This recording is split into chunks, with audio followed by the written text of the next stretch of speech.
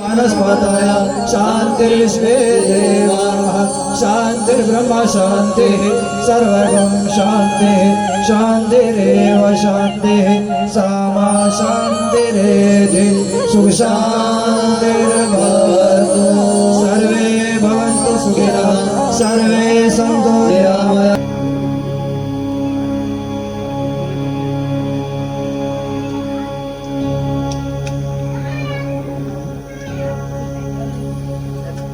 स्वस्ति श्री गणेशाय नमः।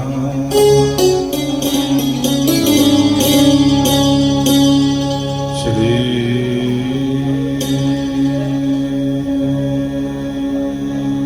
सरस्वती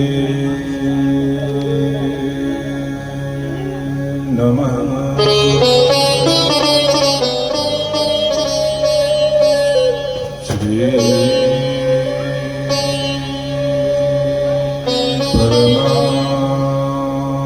परमात्मने नमः।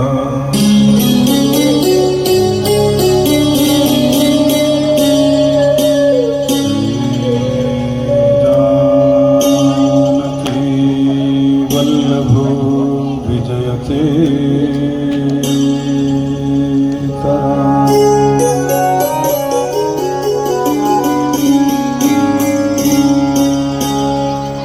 श्रीराम कथा रस रसिक प्रभु शंभुनाथ हनुमान।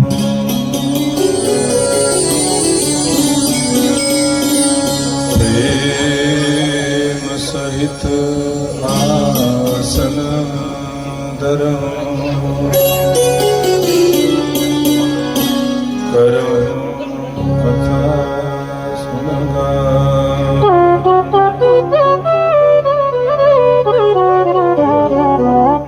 श्यावर रामचंद्र भगवान की जय।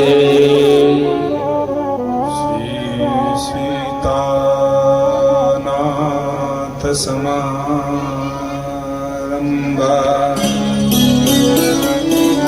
श्री रामानंदाय मध्यमा अस्मदाचार्य पर्यन्तां वन्दे श्री गुरु।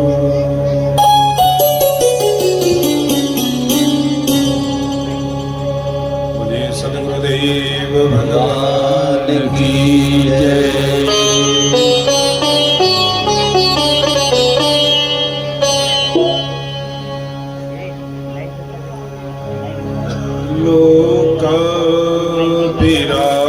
लोकाभिरामं वीरं राजीवनेत्रं रघुवंशनाथं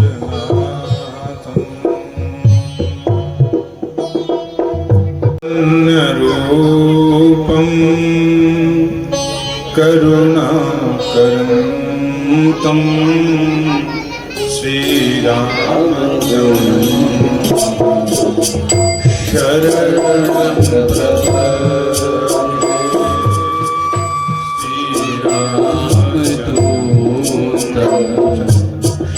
शरणं प्रपद्ये। कर्पूरगौरं करुणावतारं संसारसारं भुजगेन्द्रहारं सदा वसन्तं हृदयारविन्दे भवं भवानी सहितं नमामि। भवं भवानी सहितं नमामि।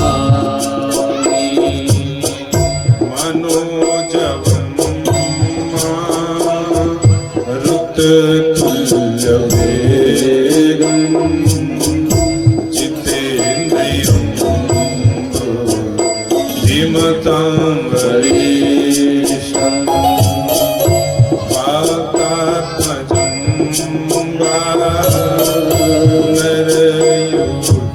नरयूथमुख्यं श्रीरामदूतं शरणं प्रपद्ये श्रीरामदूतं शरणं प्रपद्ये सीताराम राम राम सीता राम राम राम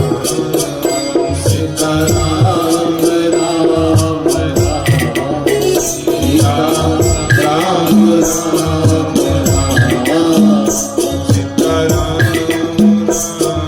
राम सीता राम राम राम सीताराम राम राम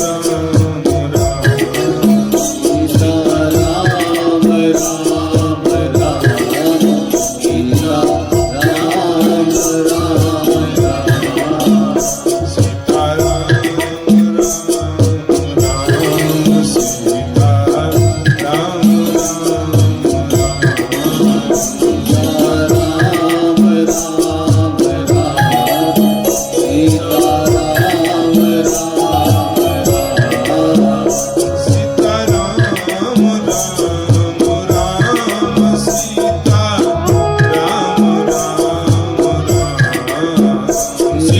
राम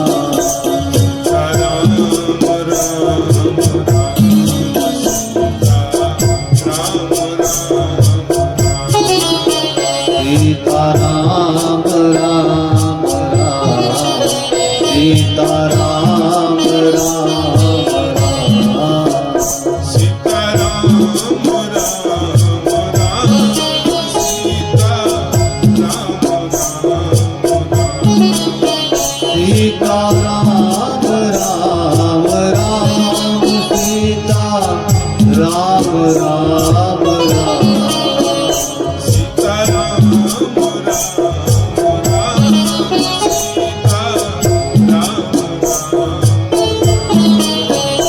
सीता राम सीता राम राम राम सीता राम राम राम सीता राम राम राम सीता राम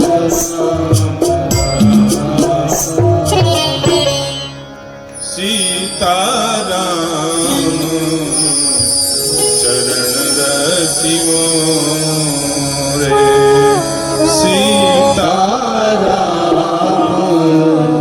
चरण रति मोरे अनुदीन बड़ो अनुग्रह तोरे अनुदीन बड़ो अनुग्रह तोरे जहि विधिनाथ होई हित मोरा जहि विधिनाथ होइत मन मोरा करऊं सुबेगी दास मैं तोरा करऊं सुनेगी दास मैं हूँ तोरा सीताराम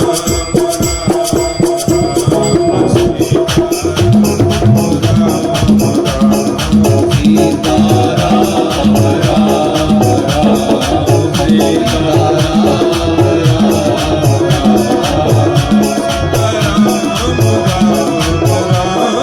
सीता राम राम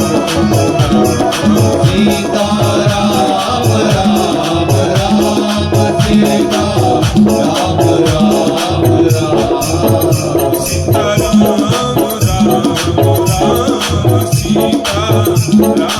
राम सीता राम राम राम सीता राम राम राम सीता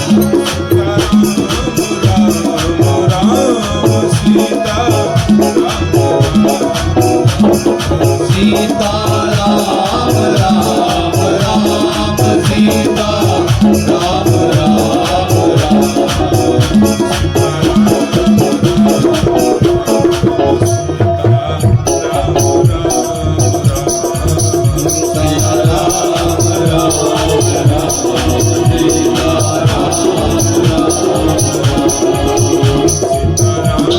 राम सीता राम राम राम सीता सीता राम राम राम सीता सीता राम राम राम सीता राम राम राम सीता राम राम राम सीता राम राम राम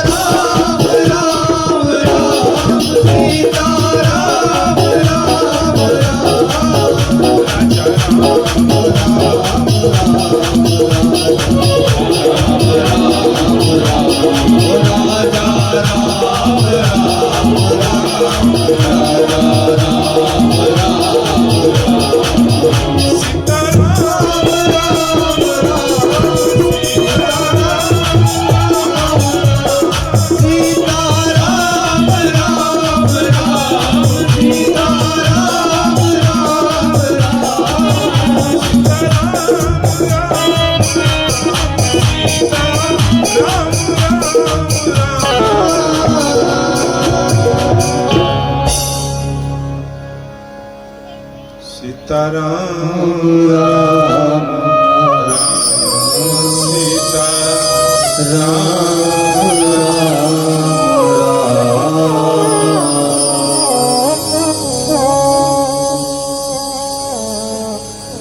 माता राम मत पिता रामचंद्र स्वामी राम मत सखा रामचंद्र सर्वस्व मे रामचंद्रो दयालो जिनकी नेव प्रभु काज कलिसमो प्रभु लखे प्रगट्यो सत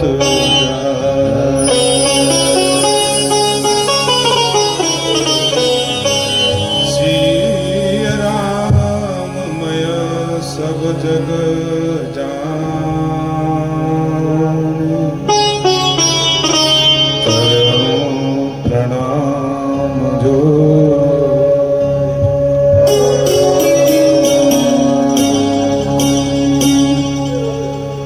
करो प्रणाम जो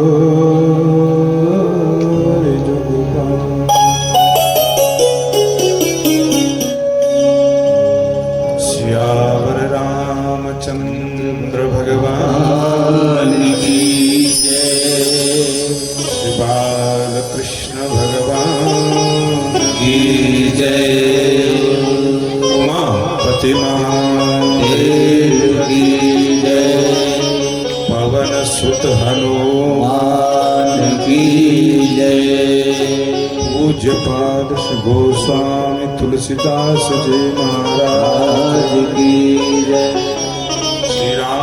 चरितमानस भगवान की जय ओम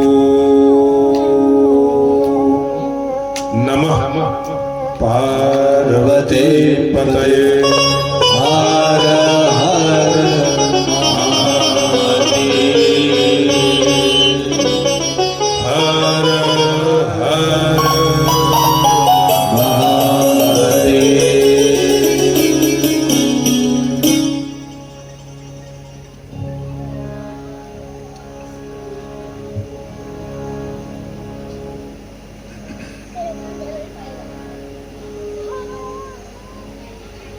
अनंत अनंत कोटि ब्रह्मांड नायक अकारण करुणा वर्णालय परात्पर ब्रह्म सर्व सर्वेश्वर श्री राघवेंद्र सरकार के चरणों में बारंबार प्रणाम। भूत भावन भगवान शिव जी एवं मां भगवानी एवं श्री हनुमान जी महाराज के चरणों में साष्टांग दंडवत। कली पावन अवतार कवि कुल चूड़ामणि प्रातः स्मरणीय परम पूज्य पाद गोस्वामी तुलसीदास जी महाराज के चरणों में बारंबार वंदन।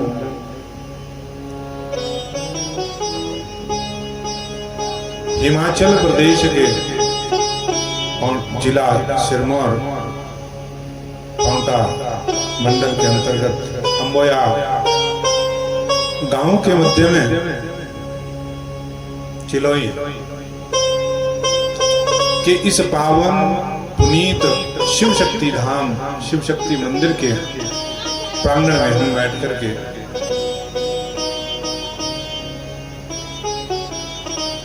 इस प्रांगण में बैठ करके रामचरितमानस का हम और आप पाठ का श्रवण करेंगे, सुनेंगे।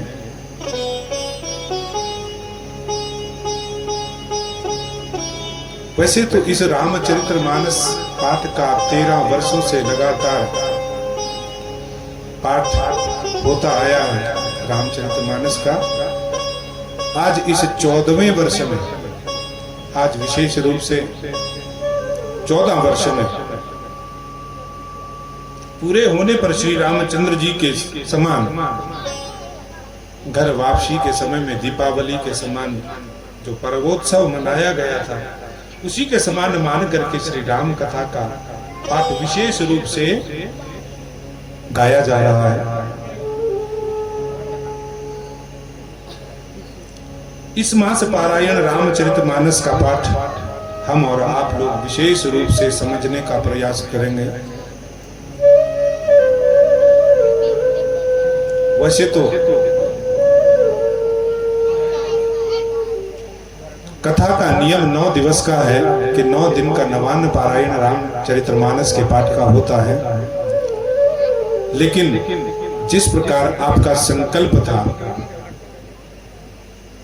कि इसको मास पारायण ही रामचरितमानस का पाठ किया जाए, 1 महीने में भी इसका पाठ होता है।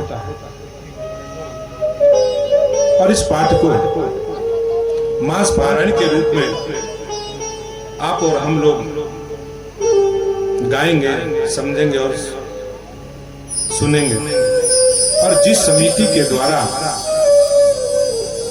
इस पाठ को कराया जा रहा है, उस समिति के समस्त सदस्य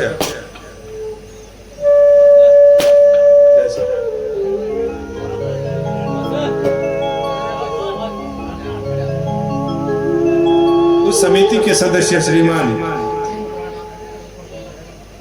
पुजारी पंडित के रूप में श्री जयप्रकाश शर्मा जी तथा श्रीमान राजेश कुमार जी, पुजारी श्रीमान मोहन जी तथा श्रीमान धीरज जी तथा श्रीमान जय सिंह जी तथा श्रीमान धर्म सिंह जी, चौकीदार ग्राम पंचायत अंबोया में, तथा श्रीमान कमलेश जी तथा श्रीमान अन्नू उर्फ रणवीर जी चिलोई, और सदस्य भी बहुत सारे हैं मेरे साथ यहाँ पर बैठे हुए जो गंधर्व गण हैं, जो हारमोनियम पर हमारा साथ श्रीमान जी रमेश अग्रवाल जी दे रहे हैं, श्रीमान जी भैया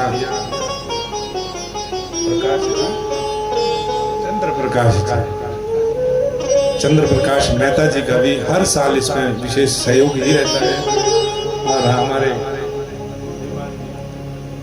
कमल जी, यह भी हमारे साथ इस कहने पर एक साथ ही उपस्थित हो गए श्रीमान भैया नरेंद्र जी। ये देखो गंधर्व देवता स्वरूप यहाँ पर उपस्थित हुए सभी लोग सहयोग कर रहे हैं। माँ सरस्वती की इनके ऊपर असीम कृपा हो। विशेष रूप से आज के कथा के यजमान के रूप में प्रधान ग्राम पंचायत अंबोया श्रीमती सुनीता शर्मा, धर्मपत्नी श्रीमान जयपाल शर्मा जी, सेक्रेटरी हैं ग्राम पंचायत डालना के, लेकिन रहने वाले अंबोया के ही हैं, ग्राम पंचायत भी यही है। और विशेष रूप से आप सभी लोगों का इस मंदिर निर्माण में जो विशेष सहयोग बना, आप सभी लोगों के सहयोग से ये मंदिर बना, पूर्ण हो गया। महादेव की प्रतिष्ठा पिछले वर्ष में हो गई। महादेव नर्मदेश्वर यहाँ पर शिव शक्ति के स्वरूप में विराजमान हुए, और तब से लेकर के हमारे जो यहाँ के भक्तगण थे, इनके मन में एक विचार था कि हम यहाँ पर राम कथा को कराएं। किसी ब्राह्मण कुल में जन्मे हुए बालक से तो इनका यह संकल्प महादेव नर्मदेश्वर की कृपा से संकल्प पूरा हुआ। और आज हम और आप लोग यहाँ पांडाल में बैठ करके कथा का श्रवण करेंगे। 30 दिन तक, विशेष रूप से समझने की बात है कि 30 दिन तक ये मास पारायण राम कथा को सुना जाएगा। 30 दिन तक कम समय नहीं है। वैसे तो 9 दिन का पारायण है, मैंने पहले बताया। 5 दिवसीय भी इसको गाया जा सकता है, 7 दिवसीय भी इसको गाया जा सकता है, जिस प्रकार का जिसके पास समय रहता है। आप लोगों का संकल्प है कि 30 दिन तक हम इसको श्रवण करेंगे, सुनेंगे और इसका आनंद लेंगे। रामचरित मानस पाठ का श्रवण करेंगे, सुनेंगे और आनंद भी लेंगे, गाएंगे भी और समझेंगे। रामचरित मानस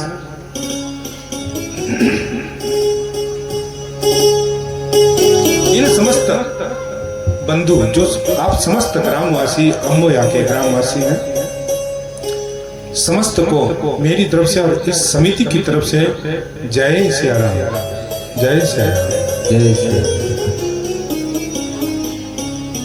जिस ग्रंथ को हम गाएंगे व सुनेंगे उस ग्रंथ का नाम है, क्या नाम है? रामायण, है ना? क्या नाम है महाराज जी, क्या नाम है? हाँ, इस ग्रंथ का नाम है रामचरित मानस। क्या नाम है आप बता लगा? क्या नाम है? कल मैं पूछूंगा, देख लो। इस ग्रंथ का जो हम श्रवण करेंगे, जिसका हम गायन करेंगे, जिसको गोस्वामी तुलसीदास जी महाराज ने लिखा है, बच्चे पढ़ने वाले हैं, इसको नोट करना है कि आपके क्वेश्चन पेपर में भी ये आएगा, आ सकता है ना, कि रामचरित मानस में कितने कांड हैं, लिखा रहता है। ऐसा हमने बच्चों से सुना है, ये क्वेश्चन में जब आप बड़े उसमें टेस्ट देने जाते हैं तो ये भी पूछते हैं, या ये पूछेंगे कि रामचरित मानस के रचयिता कौन है, किसने लिखी रामचरित मानस। तो ये सब जनरल नॉलेज की क्वेश्चन भी आते हैं, आप लोग श्रवण करेंगे, सुनेंगे। इसका नाम है क्या? रामचरित मानस, मानस चरित्र।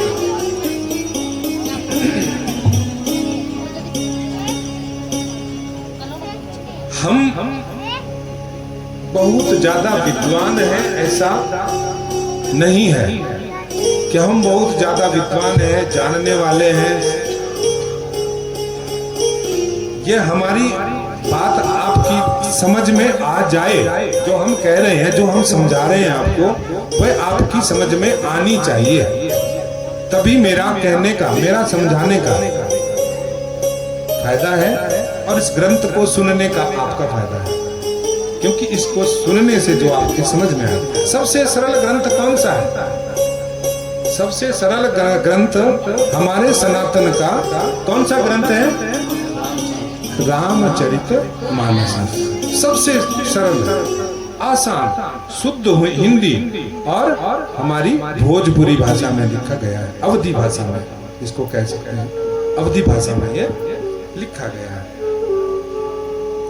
वैसे तो रामायण के विषय में अनेक ग्रंथों की रचना हुई,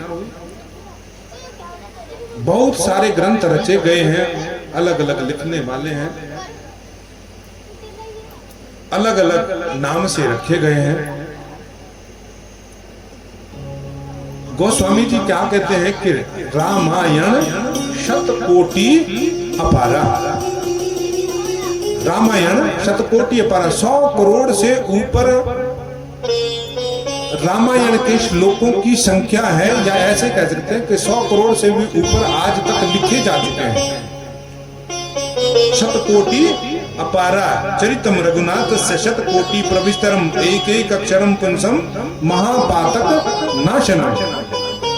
और ये जो रघुनाथ जी का चरित्र का लिखा गया है, चरित्र लिखा गया है, इस चरित्र का एक एक अक्षरम, एक एक जो अक्षर है वह महापातक का नाश करने वाला है। महापातकों का बड़े से बड़े पातक रहते हैं मनुष्य के अंदर। मनुष्य बहुत सारे कर्म करता रहता है, उसका पातक हमें लगता है, दोष लगता है। उस दोष को, उस पातक को दूर करने का एक एक अक्षर मैं इस रामायण के अंदर एक एक शब्द की शक्ति समाहित है। कितने हैं? कोटि, शतकोटि, 100 करोड़ से ऊपर। परंतु समाज में, आज के समाज में जो है, कितने रामायण प्रचलित हैं, विख्यात हैं? कितने रामायण हैं? एक जो मैंने नाम लिया श्री रामचरित मानस, और दूसरा है श्रीमद् वाल्मीकि रामायण। श्रीमद् वाल्मीकि रामायण सर्वप्रथम लिखा गया, सबसे पुराना लिखा गया है, वाल्मीकि जी ने इसकी रचना की है। मैं आपको इसीलिए आज इसके विषय में ही चर्चा होगी कि रामायण है क्या, इसके विषय में जानने का हम विशेष प्रयास करेंगे। यही महात्म्य है श्रीमद् वाल्मीकि रामायण। रामायण तथा दूसरा है रामचरित मानस। और अब यदि हम इन दोनों में से की बात करें तो दोनों में भी सबसे अधिक किसकी ख्याति है? आपको क्या पता है कि कौन सी रामायण ज्यादा ख्याति प्राप्त है? किसको ज्यादा गाया जाता है? किसको गाया जाता है महाराज जी? किसको गाया जाता है? हाँ, रामचरितमानस को ही गाया। जवाब देना है, आपने उत्तर देना है, तब मुझे पता लगेगा कि आप लोग अभी खाना खा करके आए, सुस्ती नहीं चढ़ी है। खाया नहीं है? फिर ठीक है, 11 बजे तक फिर सुस्ती नहीं आएगी। यह रामचरितमानस सबसे ज्यादा ख्याति प्राप्त है। और ये क्यों इसकी ख्याति इतनी है? वाल्मीकि रामायण है, संस्कृत में लिखी गई है, तो हम लोग संस्कृत के ज्यादा ज्ञाता तो होते नहीं है, लेकिन ये जो रामचरितमानस है शुद्ध हिंदी में लिखी गई है। सरलता का प्रभाव देखिए, वो स्वामी श्री तुलसीदास जी ने रामचरितमानस के को इस ध्यान में रख करके लिखा कि जो भी इस मानस को सुने, इस ग्रंथ को सुने और सुन करके गुनगुनाने लगे, सुन करके गुनगुनाने लगे तो उसको यह गुनगुना करके ही याद हो जाता है। गुनगुना करके ये याद हो जाता है। इसके 2-4 श्लोक तो सभी को याद रहते हैं। हो सकता है कि किसी विद्वान को श्रीमद् भागवत का एक श्लोक, आधा श्लोक कोई याद हो सकता है। ऐसा भी नहीं कहेंगे कि सभी को याद नहीं होगा, लेकिन यहाँ कोई ऐसा नहीं जिसको मानस की एक चौपाई याद ना हो। यहाँ पर भी अभी जो बैठे हुए हैं इनमें से भी है ना, याद है आपको कोई चौपाई रामचरितमानस की? है यार? अभी सुना दूंगा, अभी सबको याद हो जाएगी ना। और याद करना भी है, याद करना भी है, क्योंकि तभी सुनने का फायदा। अगर 30 दिन में ये 2-4 चौपाइयां आपको याद नहीं हुई तो सुनना और मेरा कहना सब बेकार है, सब ही बेकार है। जो कोई कुछ भी नहीं जानता है वह भी कहता है, क्या गाता है? अरे मंगल भवन अमंगल हारी, मंगल भवन मंगल हारी, मंगल भवन अमंगल हारी, मंगल भवन मंगल हारी। जिसको ये याद है ना वो ताली बजाते हुए इसको गाएगा। मैं देख लूंगा कि किसको याद है। मंगल भवन अमंगल हारी, मंगल भवन मंगल हारी, मंगल भवन अमंगल हारी, मंगल भवन अमंगल हारी, मंगल भवन अमंगल हारी, मंगल भवन अमंगल हारी। प्रभु सुत सतत अजिर बिहारी, प्रभु सुत सरत अजिर बिहारी, मंगल भवन अमंगल हारी, मंगल भवन अमंगल हारी, मंगल भवन अमंगल हारी, मंगल भवन अमंगल हारी। प्रभु सुत सतत अजिर बिहारी, प्रभु सुत सरत अजिर बिहारी। कोई सो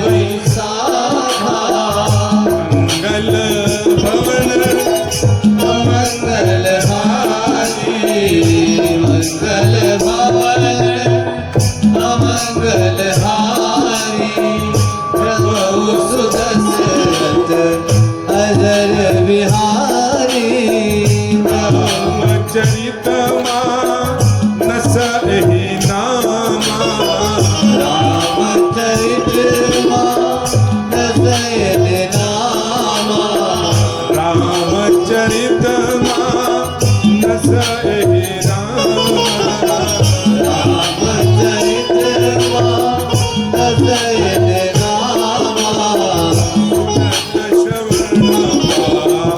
यही विश्राम सुनत श्रवण यही विश्राम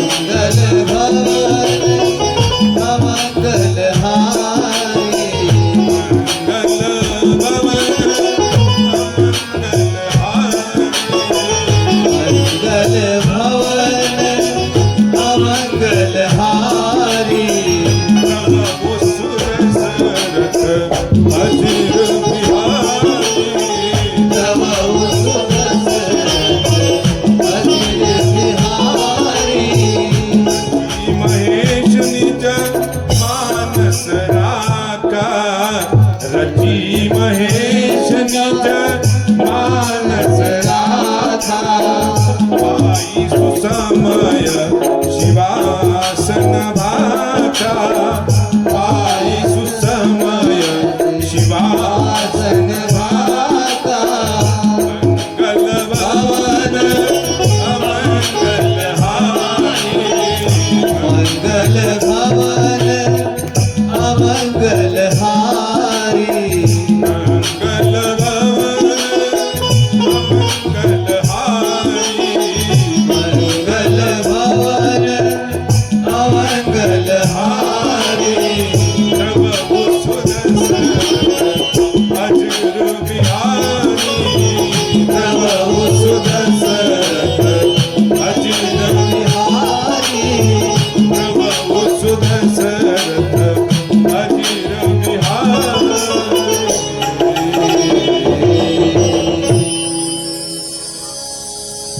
याद हुआ कुछ? कितनों को याद हो गया? अच्छा बता दो, सच्ची बात बता दो। तो एक तो हो गया ना, मंगल भवन मंगल आरती जो याद है, सबको याद है ना, सबको याद है। जय श्री राम। सभी को याद है।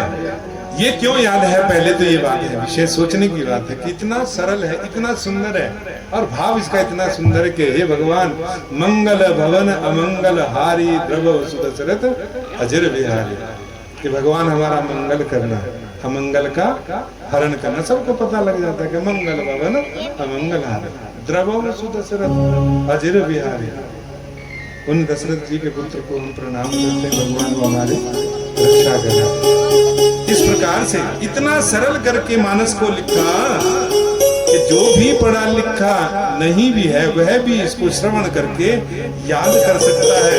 कम से कम सुने, सुनते सुनते उसे ये चौपाइयां याद हो जाए, सुनते सुनते ऐसे। और बताऊं मैं आपको, यदि आपका विश्वास है तो ये कलिकाल में कामधेनु की समान है। कामधेनु जानते हो? कामधेनु किसको बोलते हैं? किसको बोलते हैं? कामधेनु। ऐसी गाय जो देवताओं के लिए थी, कामधेनु मन की इच्छा के अनुसार वो उस पदार्थ को उत्पन्न करती थी, उसका नाम कामधेनु है। कलिकाल में यह कामधेनु की गाय के समान रामचरितमानस है, कामधेनु के समान है। अर्थात जो भी सात्विक मनोकामना से, जो भी व्यक्ति सात्विक मनोकामना से इस का पाठ करते हैं, श्रवण करते हैं, सुनते हैं। सात्विक मनोकामना जानते हो? सात्विक, सात्विक तो समझते होंगे। सात्विक मनोकामना, जो सात्विक अच्छे कार्य के लिए जो हमारी मनोकामना होती है वो सात्विक होती है। नहीं तो आजकल तांत्रिक मनोकामनाएं ज्यादा रहती है कि किसका बुरा करना के लिए, वो मनोकामना इससे पूर्ण नहीं होगी। सात्विक मनोकामना, अपना भला करो, दूसरे का भला करो, जगत का भला करो, अंबोया गांव वालों का भला करो। और इस रामचरितमानस के पाठ करने से पूरे गांव का तो भला होगा ही, लेकिन यहाँ पर जो रामचरितमानस का जो पाठ हो रहा है मुझे लगता है कि पहली बार हमारे आंध्र भोज के क्षेत्र में रामचरितमानस का इस प्रकार से संगीतमय पाठ पहले हुआ है, एक पाठ हो गया है, लेकिन दूसरा अम्बोया गांव में तो पहला ही हो रहा है। हमारे डांडा में अभी 2 महीने पहले था, मुझे याद आया। बहुत बहुत बधाई के पात्र आप लोग हैं। और कहते हैं पहले ऐसी स्थिति नहीं थी, पहले ऐसी स्थिति नहीं थी कि रामचरितमानस का लोग इस प्रकार का आयोजन करें, लेकिन अब क्या हो गया है, अब लोग पढ़े लिखे हो गए हैं, सब समझदार हो गए हैं। और क्या है कि हम लोग जो है अपने घरों में अब क्या करते हैं, पढ़े लिखे होने के कारण हैप्पी बर्थडे का बनाते हैं बच्चों का। हो गए ना सभी पढ़े लिखे, और हैप्पी बर्थडे में क्या करते हैं, केक लाते हैं, समोसे लाते हैं, और क्या क्या जलेबी लाते हैं, और उसके ऊपर केक के ऊपर मोमबत्तियां जलाते हैं, और मोमबत्तियां जला करके महाराज जी क्या करते हैं, उनको बुझा देते हैं। हाँ, कितने साल का हो गया, मारो फूक, बेटा फूक मारो, फिर गाएंगे हैप्पी बर्थडे टू यू, है ना, ऐसे करते हैं ना। लेकिन यह सनातन पद्धति नहीं है। सनातन पद्धति क्या है? सनातन पद्धति यह कहती है कि यदि आप अपने बच्चे का जन्मदिन मनाना है तो उस दिन आप ज्यादा नहीं कर सकते तो हनुमान चालीसा का पाठ करवाया जाए, है ना। यह हमारी सनातन पद्धति है। और हनुमान चालीसा का अपने घर में बच्चों को बिठाओ और एक पुस्तक खरीद लो और सबके सामने बोलो, जय हनुमान ज्ञान गुण सागर, जय कपीश तिलोक उजागर, रामदूत अतुलित बलधामा, अंजनी पुत्र पवन सुत नामा। है कि नहीं है? बच्चे का भी कल्याण होगा और जितनी भी अपने आपके घर में नेगेटिविटी है वो इस हनुमान चालीसा का पाठ करने से दूर हो जाएगी। नेगेटिविटी आजकल हर घर में नेगेटिविटी भरी रहती है, और इस मौसम में तो बहुत ज्यादा होती है, बरसात के मौसम में। भगवान का कथा का श्रवण क्यों करते हैं? पुण्य पवित्र महीना तो है, लेकिन इसमें जो है ऐसी उमस भरी रहती है कि भगवान का नाम लेने का मन ही नहीं करता।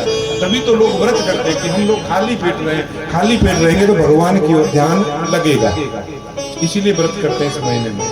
नहीं, अगर खाते रहेंगे ना तो फिर सारा दिन सोते ही रहेंगे, सोते रहेंगे तो कुछ काम धाम होगा नहीं।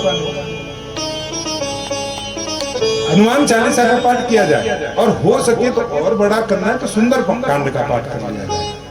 सुंदर कांड का पाठ जो है बच्चे का भाग्योदय बनाने के लिए, बच्चे के यदि क्रूर ग्रह कोई है जन्म के समय में, उन सभी ग्रहों को शांत करने के लिए, विशेष रूप से जैसे शनि ग्रह,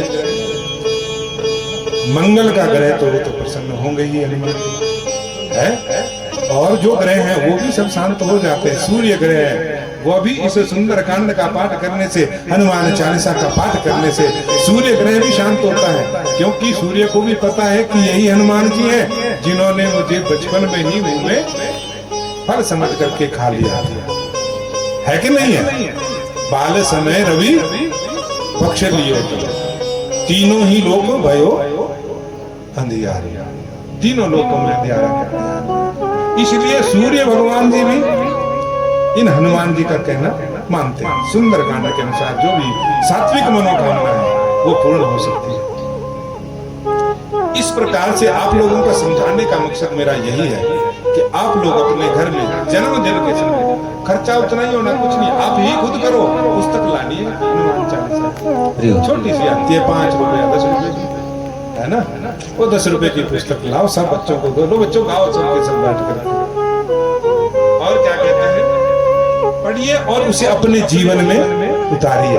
पढ़ो पहले उस हनुमान चालीसा को पढ़ो और फिर उसे अपने जीवन में उतारो। श्री गुरु चरण सरोज रज, निज मन मुकुर सुधार, वर्णो रघुपति विमल जस, जो गायक है ना। तो इस प्रकार से भगवान जी का ध्यान भी लगेगा, बुद्धि एकाग्र होगी, और ये जो दिमाग है वो चैतन्य हो जाएगा हनुमान जी की कृपा से। जीवन में उतारिए श्री रामचरितमानस, मैं परम पूज्यपाद गोस्वामी तुलसीदास जी महाराज ने 7 कांड लिखे हैं। कितने कांड लिखे हैं? 7 कांड हैं। 7 कांड अलग अलग हैं। सबसे पहला कौन सा है? बाल कांड। और दूसरा श्री अयोध्या कांड। और तीसरा श्री अरण्य कांड है। चौथा श्री किष्किंधा कांड। और 5वां श्री सुंदर कांड। और 6ठा श्री युद्ध कांड भी कहते हैं और लंका कांड भी कहते हैं। और 7वां जो है उत्तर कांड। महापुरुष तो यहाँ तक कहते हैं, महापुरुषों ने कहा है कि ऐसे जीवन की कोई भी मनुष्य की समस्या नहीं है जिसका हल गोस्वामी तुलसीदास जी ने उत्तर कांड में ना लिख दिया। ऐसी कोई मनुष्य की समस्या ही नहीं है, महापुरुषों का लिखा हुआ। बालकांड के प्रारंभ में तुलसीदास जी ने 7 श्लोकों की रचना की है। बालकांड के प्रथम भाग में 7 श्लोकों की रचना हुई। ऐसा लगता है कि मानो ये 7 श्लोक जो है हमारे कितने लोक हैं? 7 लोक हैं। 7 लोकों को एक एक विभक्त करके लिखी गई है। और उसके बाद 7 कांड जो रामचरितमानस के हैं, उन 7 कांडों को एक एक श्लोक के द्वारा उनकी स्तुति की गई है। और दूसरा कहते हैं कि 7 स्वर भी होते हैं, है ना? कितने स्वर होते हैं संगीत में आपको पता होगा कि 7 स्वर होते हैं। और ये विशेष बात श्रवण करने की है, सुनने की है या जानने की है। इस रामचरित संस्कृत में तो सिर्फ एक लय है कि स्वस्ति न इंद्रो वृद्धश्रवाः, यही बोलना होगा। उसको हम गा नहीं सकते, वेद के मंत्र हैं उसको हम गा नहीं सकते। लेकिन रामचरितमानस को हम 7 स्वरों के द्वारा, चाहे किसी को फिल्मी तर्ज में गाना है, चाहे किसी को विरह के स्वर में गाना है, यह हर स्वर में गाया जाता है ना? हर राग में गाया जाता है। यह है रामचरितमानस। 7 प्रकार से 7 स्वरों के द्वारा गाया जा सकता है और समझा भी जा सकता है। उसी भाव से इसको समझा जाता है। इसमें कहते हैं, सुन सुन राम कथा, सुन सुन राम कथा, सुन सुन राम कथा, सुन सुन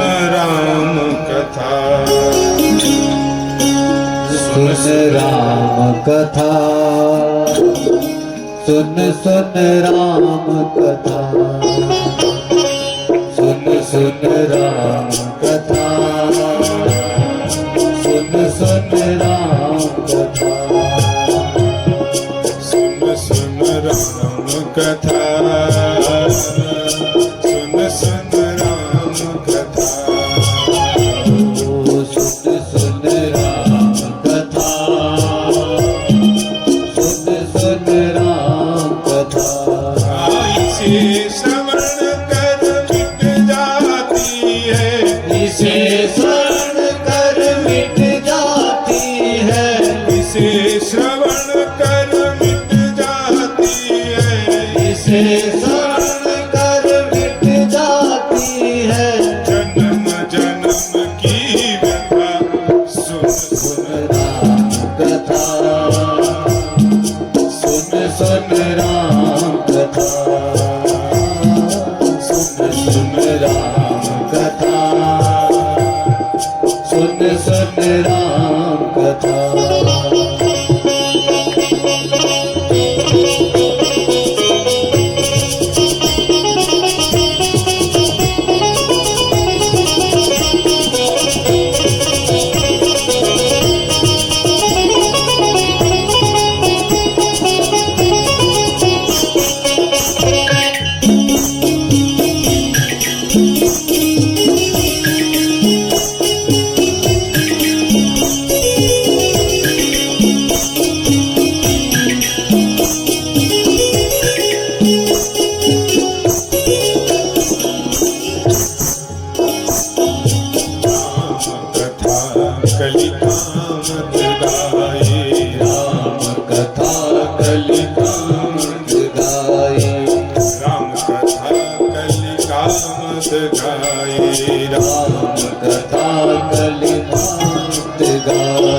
राम कथा जो है कलयुग में कामद गाई।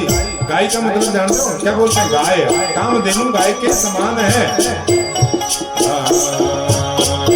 राम कथा कलिका मत गाय, राम कथा कलिका मत गाय, सुजन संजीवन मूर सुहाय, सुजन सजीवन मूर सुधाय, बुद्धि विश्राम सकल जनरंजन, बुद्धि विश्राम सकल जनरंजन, राम कथा कलि कलुष विभंजन, राम कथा कल कलुष विभंजन, राम कथा कलि कलुष विभंजन।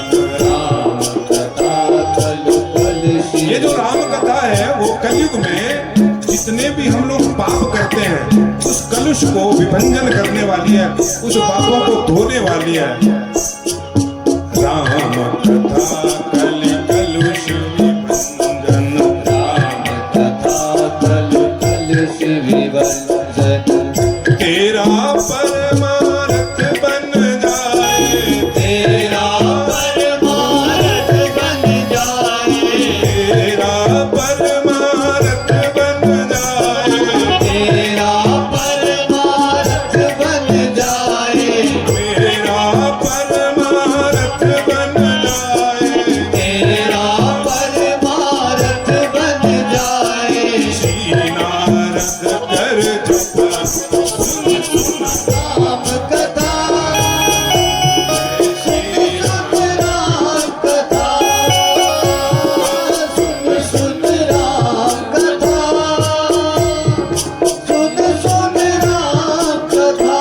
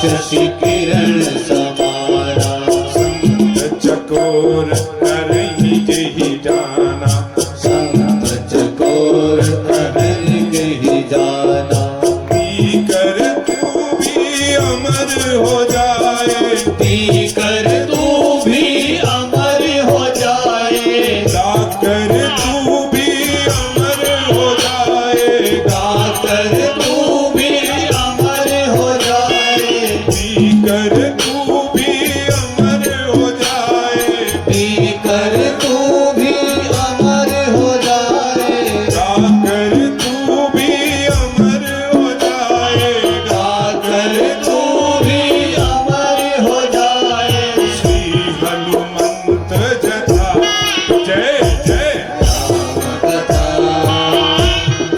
जय श्री राम कथा जय श्री राम कथा जय श्री राम कथा।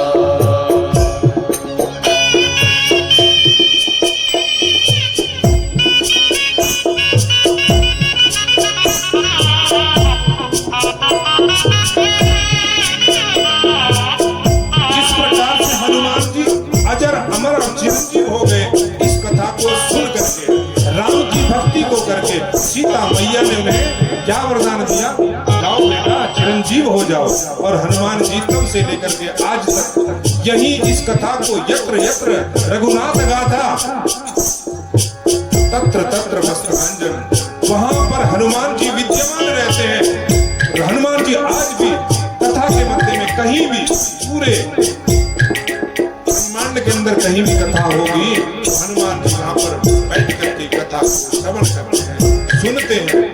मेरा प्रार्थना है, मैंने कहा था हनुमान जी की ध्वजा को यहाँ सामने चढ़ाइए। जो भी हनुमान जी की महाध्वजा हमने कही थी, बाकी सब चलता रहेगा, लेकिन हनुमान जी की महाध्वजा को सबसे पहले ये सामने आ कल या हो सके तो अभी कहाँ रखी है मुझे दिखाई नहीं दे दिया। जो मालूम हनुमान जी की ध्वजा, इसको आगे यहाँ प्रथम भाग में प्रथम श्लोक जय श्री राम। हनुमान जी यत्र यत्र जहाँ जहाँ भी हनुमान जी की गाथा है वहाँ हनुमान जी विद्यमान रहते हैं। बोलिए पवन सुत हनुमान जी की जय हो। राम कथा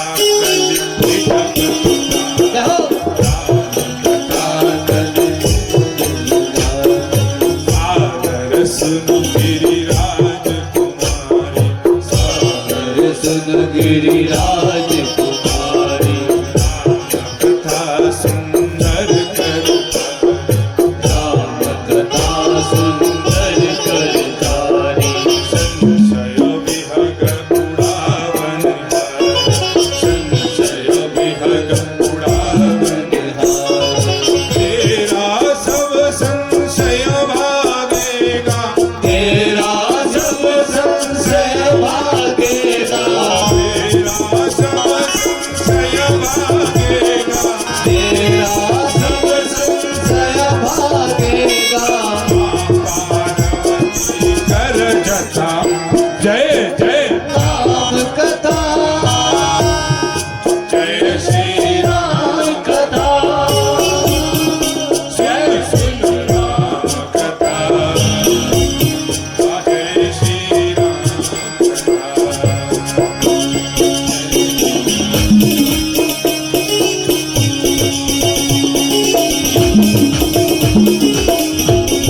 ये राम कथा सबका संशय उड़ा देती है। संशय किसी के मन में रहता है, उस संशय को दूर कर देती है। माँ पार्वती कर जटा, माँ पार्वती ने, सती ने जैसे संशय किया इसके ऊपर, राम जी के ऊपर, कि राम जी वही है या कोई और है, राम जी कोई और है या वही है। ऐसा संशय जब हो गया तो महादेव ने उनके संशय को, राम जी को आगे करके उस संशय को दूर कर दिया। कितने जन्म लगे, एक जन्म से छोड़ करके दूसरा जन्म माँ सती को लेना पड़ा, पार्वती बन करके दूसरा जन्म लेना पड़ा इस राम कथा के ऊपर संशय करते। तो हम और आप लोग प्राणी जो हैं, इसके ऊपर यदि संशय करते साधारण मनुष्य भी, तो क्या हमारा क्या होगा, हम कहाँ कहाँ बैठेंगे इसकी कोई गारंटी नहीं है। लेकिन माँ पार्वती स्वयं की इच्छा से, महादेव ने कहा कि ये तुम्हारी इच्छा नहीं थी, ये मेरे भगवान की इच्छा थी, इसलिए जो भगवान की इच्छा मेरे राम की इच्छा है वह तो पूरा होगा ही। महादेव उसको वहीं पर भी समाप्त कर सकते थे बात को। महादेव पार्वती को कहते कि तुम वहां मत जाओ, लेकिन महादेव ने नहीं कहा, जैसी तुम्हारी इच्छा तुम कर सकते, तुम परीक्षा ले सकते हो। इस कथा के ऊपर संशय मत करना भक्तों। सुन सुन राम कथा, जय श्री राम कथा, सुन सुन राम कथा, जय श्री राम कथा,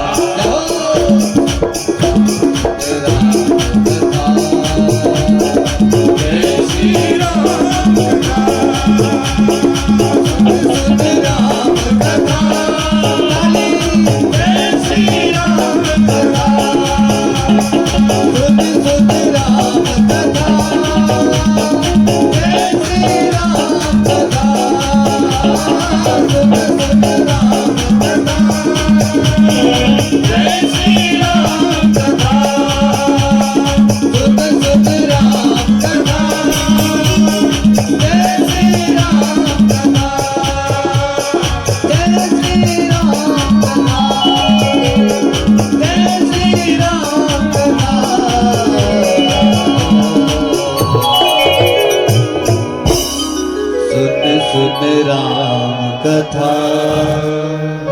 जय श्री राम कथा।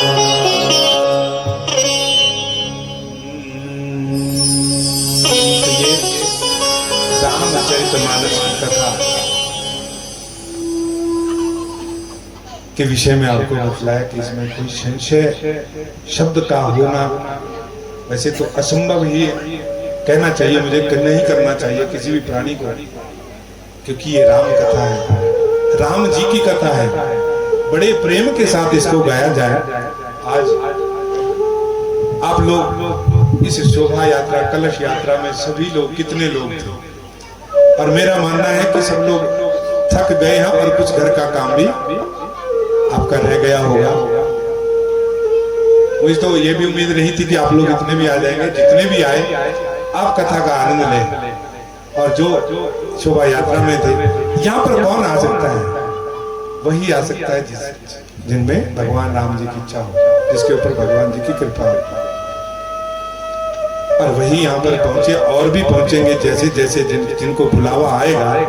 किसी को पहले बुलावा आया तो पहले दिन शोभा यात्रा में आ गया।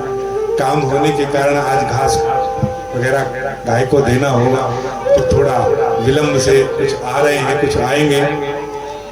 कथा का समय विशेष रूप से क्या है आप लोगों को मैं बतला दूं। 7 बजे से 10 बजे तक का है। 7 बजे तक आप लोग सारा काम निपटा लें। 7 बजे से 10 बजे, 10 बजे यदि आपको पहले खाना तो पहले खा लो, नहीं तो 10 बजे जा करके खाओ, बना करके पहले रख लो। जिसको बीच में खाना है, जो घर में है, वो लेकर के खा लेगा। लेकिन कथा का श्रवण करने से, इस पुण्य को ग्रहण करने से मत चूकें, क्योंकि ये समय बार बार जीवन में नहीं मिलेगा। इन बच्चों ने 14 साल तक इस राम कथा को गाया है। आज ये 14 साल की मेहनत का फल इन बच्चों का है, जो यहाँ पर राम कथा हो रही है ना। हर साल गाते थे, कभी पिछले उसमें जो यहाँ पर भवन बनाया हुआ है, इस भवन में बैठ करके गाया। महादेव की कृपा हुई, इस राम कथा की कृपा इतनी हुई कि मंदिर का निर्माण हुआ, मंदिर बन गया, महादेव नर्मदेश्वर स्थापित हो गए, और भगवान जी की कृपा से आज राम कथा भी गाई जा रही है। आप सभी के ग्रामवासियों के सहयोग से आप सभी इस राम कथा को श्रवण करें। मेरा कहने का तात्पर्य यही है।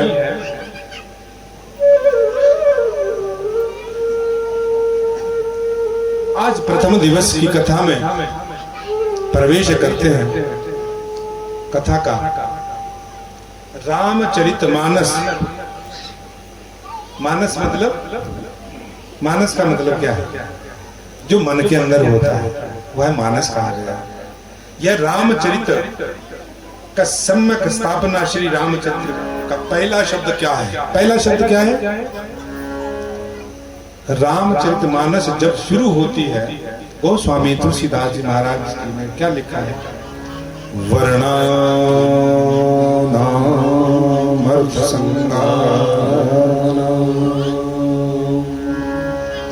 शब्द से शुरू किया है गोस्वामी तुलसीदास जी ने, और अंतिम शब्द क्या है रामचरित मानस के श्लोक का, चौपाई का?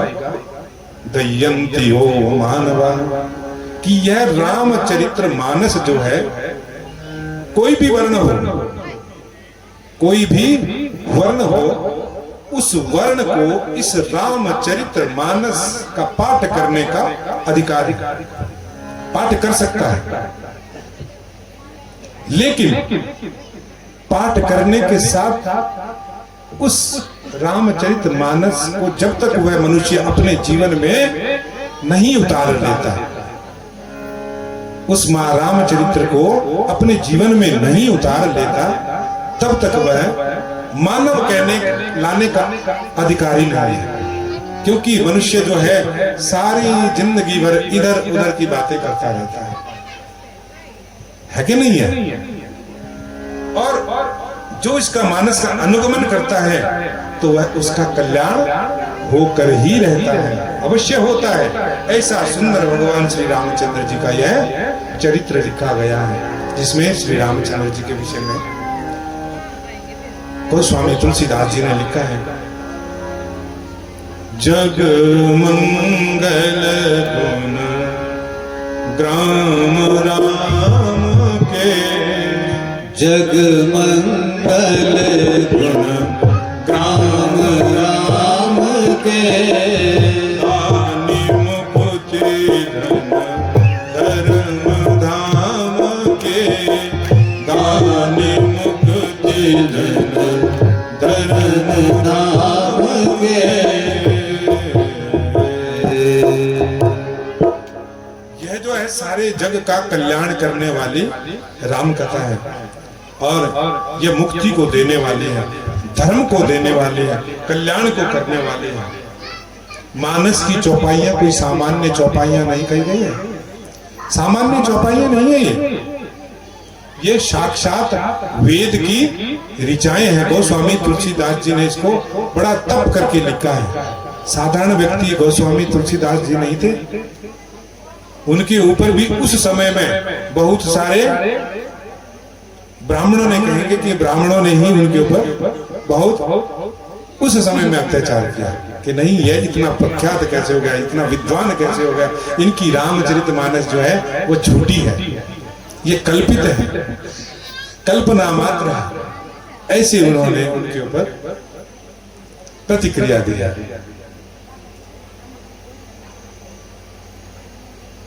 ये वेद की ऋचाएं हैं, सामान्य।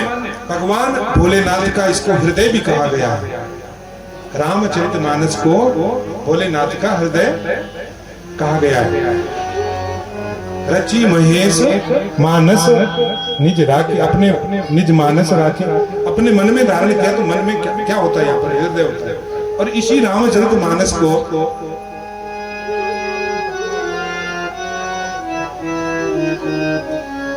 इस रामचरितमानस को भगवान भोलेनाथ ने अपने हृदय में रखा, और समय आने पर जो है सती को सुनाया ना। सबसे पहले अमर कथा जो सुनाई, वह अमर कथा क्या है?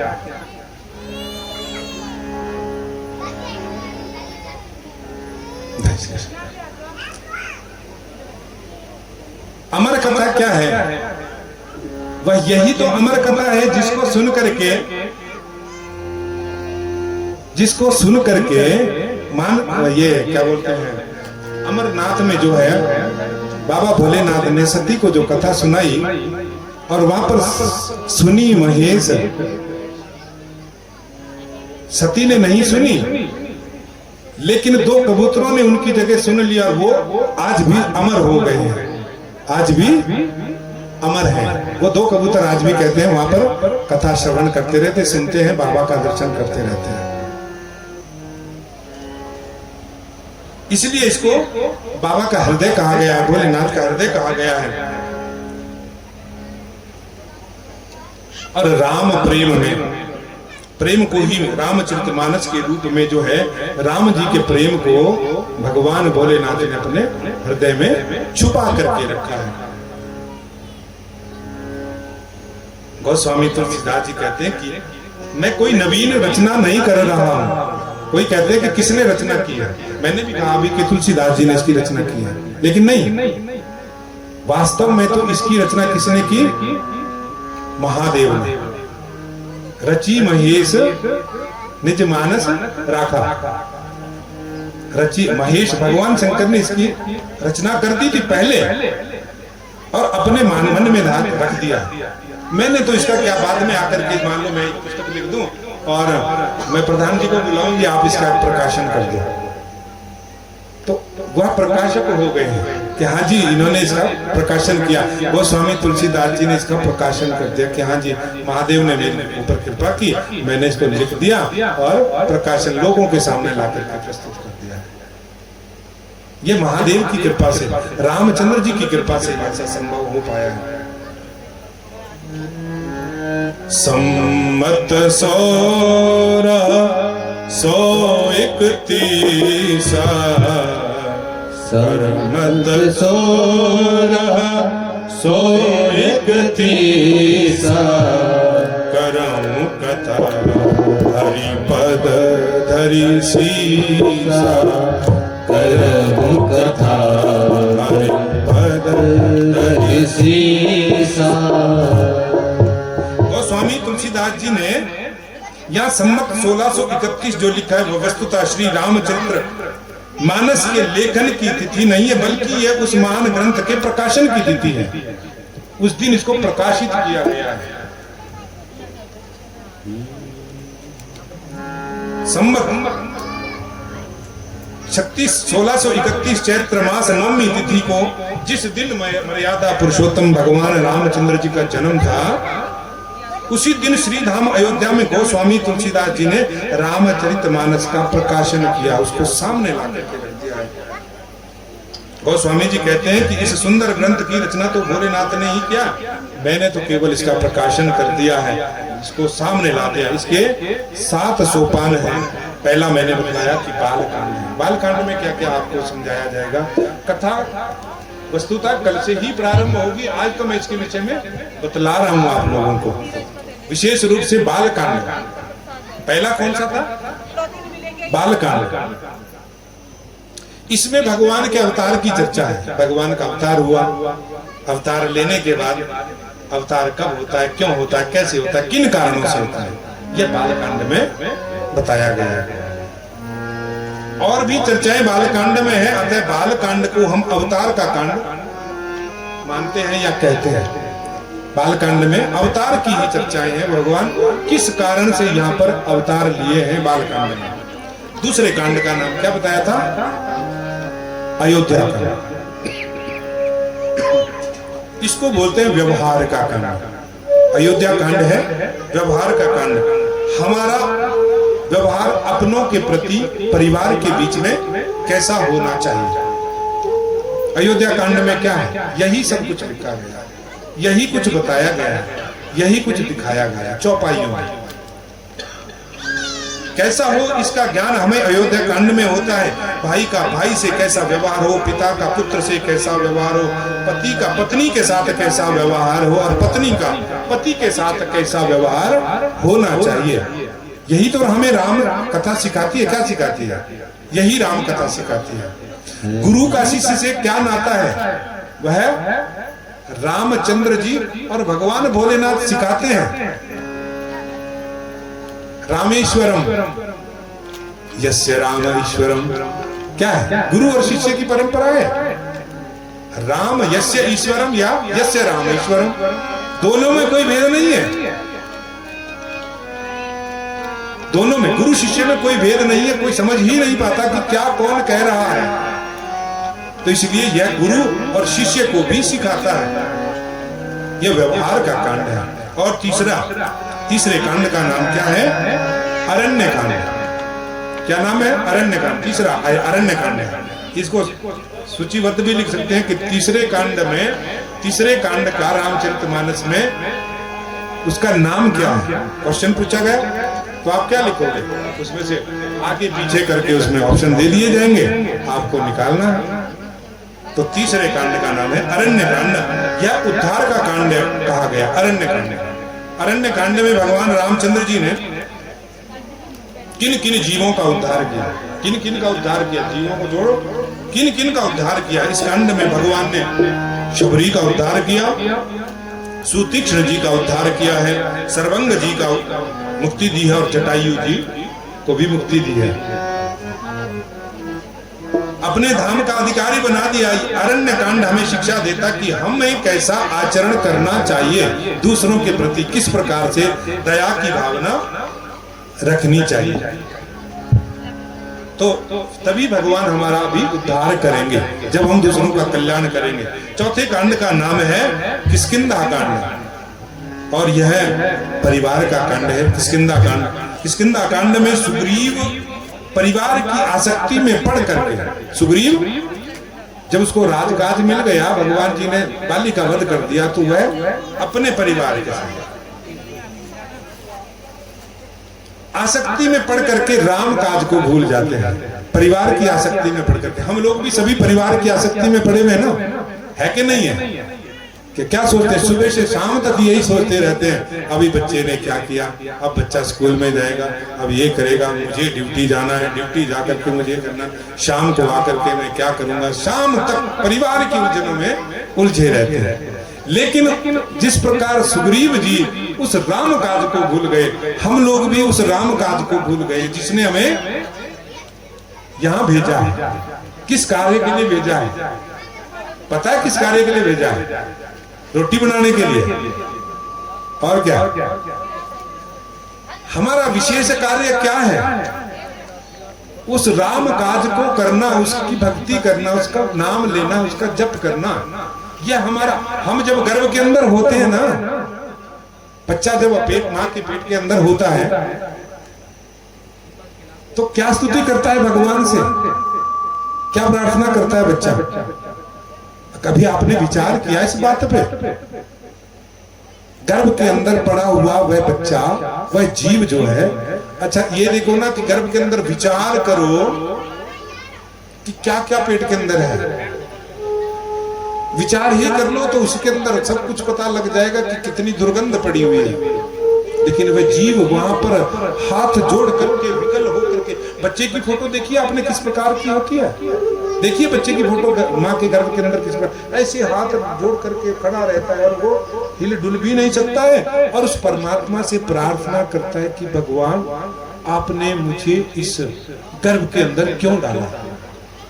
उस परमात्मा से करता है, क्योंकि उसको पिछली पूर्व जन्म की सारी बातें याद रहती हैं, याद आती हैं, और वह वहां प्रार्थना करता है, संकल्प लेता है कि मैं यदि इस गर्भ से बाहर जाऊंगा तो आपके नाम का ही सुमिरन करूंगा, ताकि मुझे इस जन्म मृत्यु के चक्कर में ना पड़ना पड़े।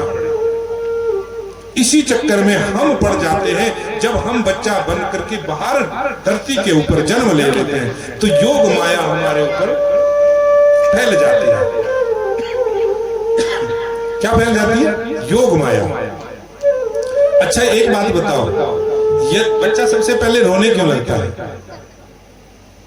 हंस भी तो सकता था, उसे हंसना नहीं आता क्या? रोना ही आता उसको? बच्चा सबसे पहले, बच्चा जब जन्म लेता है तो सबसे पहले रोने लगता है। क्यों रोने लगता है? सीधी सी एक बात का जवाब देना, क्योंकि यदि वह तो बच्चा है, उसको तो पता ही कुछ नहीं है, अभी इस संसार में आया है। यदि हम अभी अकेले किसी ऊपर इस खाली में रुड़ जाएंगे ना, अपनी भाषा में कहेंगे इस खाली में हम रुड़ गए, तो क्या होगा? क्या करेंगे आप लोग? बहुत जोर जोर से चीखें मारेंगे और रोने लगेंगे, पापा मैं कहाँ जाऊं, मुझे तो पता ही नहीं है, किधर जाऊंगी मैं, बाहर कैसे निकलूं, अंधेरा है, कुछ दिख नहीं रहा है। यही करेंगे ना, रोने लगेंगे सबसे पहले। और वह तो जीव है, उसे तो कुछ दिख ही नहीं रहा, अपना कुछ भी नहीं दिख रहा। परमात्मा जिसका उसने सुमिरन किया था, ध्यान किया था, वह भी नहीं है। इसलिए वह जीव सबसे पहले रोने लगता है। क्या करता है? रोने लगता है। इसीलिए हम उस राम काज को भूल जाते हैं, और जब हम उसको भूल जाते हैं तो संसार के चक्करों में पड़ करके हम लोग भी रोते हैं, क्योंकि भगवान के पास और तो कुछ है नहीं। यही है सबसे पहले, क्या है उसके पास?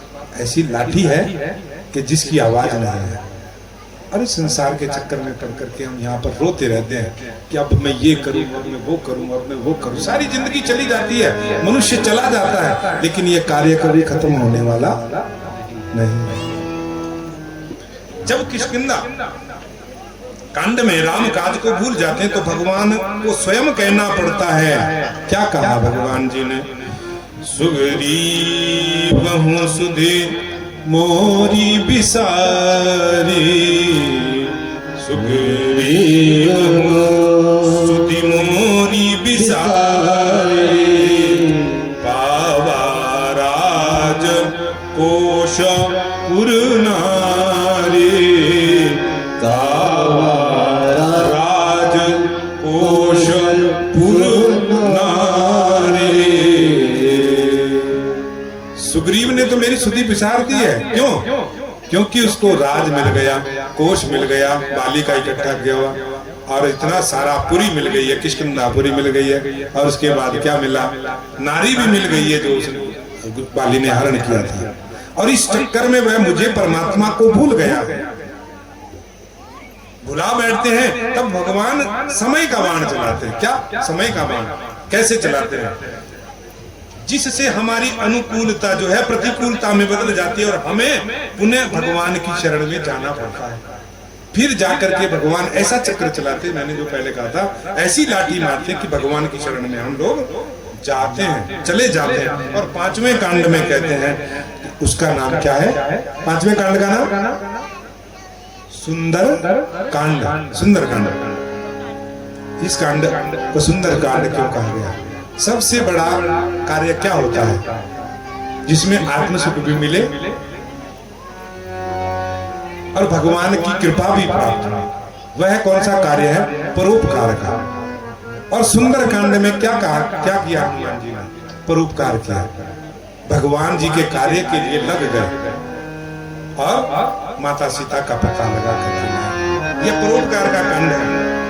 पर उपकार वचन मन काया, पर उपकार वचन मन काया, संत सहज सुभाय खगराया, संत सहज सुभाय खगराया, संत सहज खगराज सिराया, संत सहज सुभाय खगराया। संतों ने परोपकार को सबसे अच्छा कार्य बतलाया है। संतों ने परोपकार को, इसके समान कोई दूसरा कार्य है ही नहीं।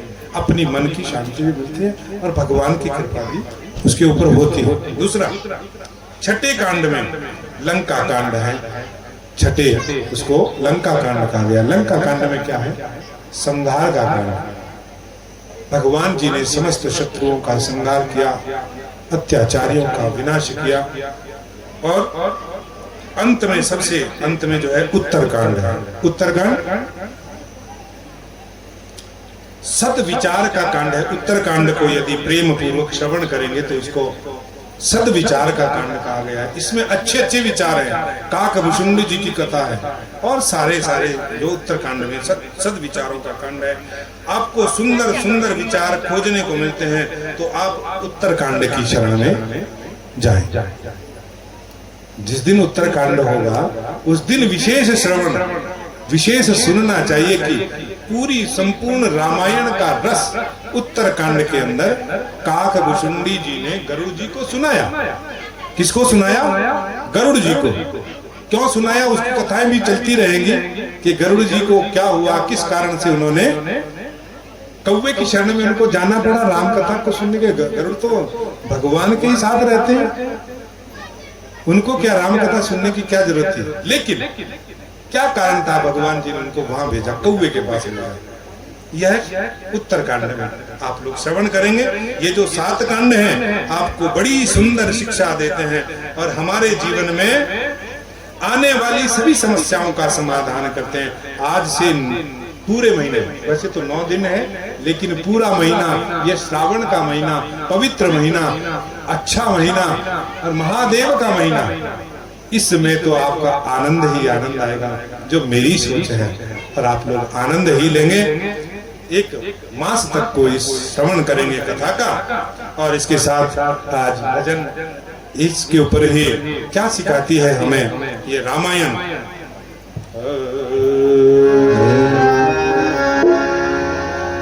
हमें निज धर्म पर चलना,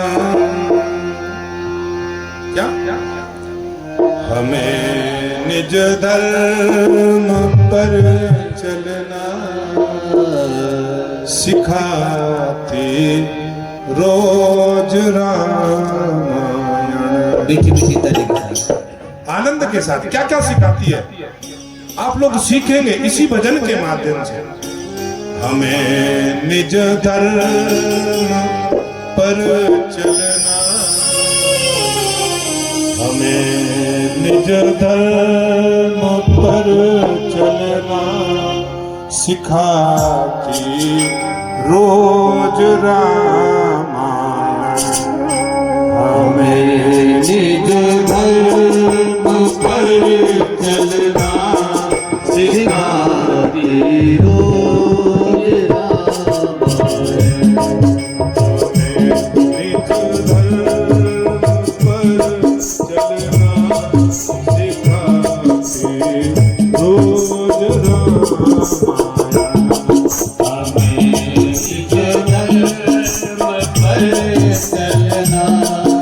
सिखाती रोज शुभ आचरण करना, सदा शुभ आचरण करना सिखाती रोज रामायण। सदा शुभ आचरण करना सिखाती रोज रामायण। निज धर्म पर चलना सिखाती रोज रामायण। हमें निज धर्म पर चलना सिखाती रोज रामायण। निज धर्म पर चलना सिखाती रोज रामायण। निज धर्म पर चलना सिखाती रोज रामायण। सदा शुभ आचरण करना, सदा शुभ आचरण करना सिखाती रोज रामायण। जहो ताड़ी ताड़ी।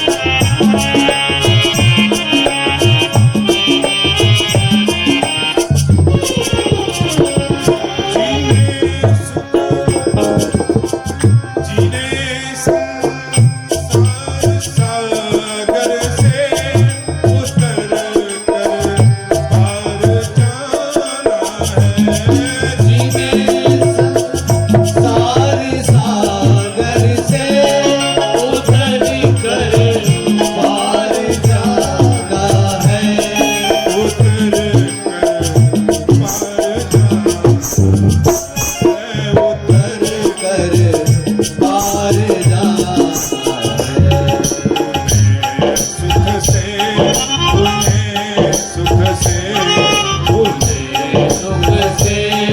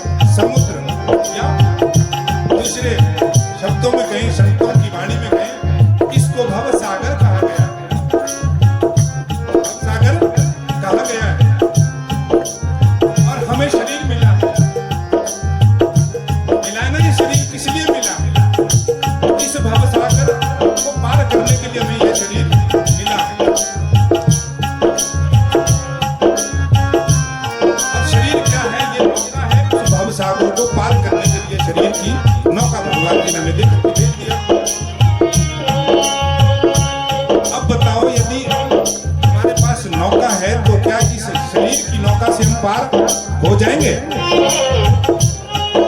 खाली इस शरीर से हम पार होने वाले नहीं हैं, पार होने वाले नहीं है। नाव को ये चलाने वाला, इस शरीर को चलाने वाला कोई क्या चाहिए? नाविक। नाव अकेली पार नहीं हो सकती है, इसको चलाने वाला कोई नाविक चाहिए, ताकि इस नाव को संचालन कर सके, संभाल करके इसे दिशा दे सके। नाविक चाहिए।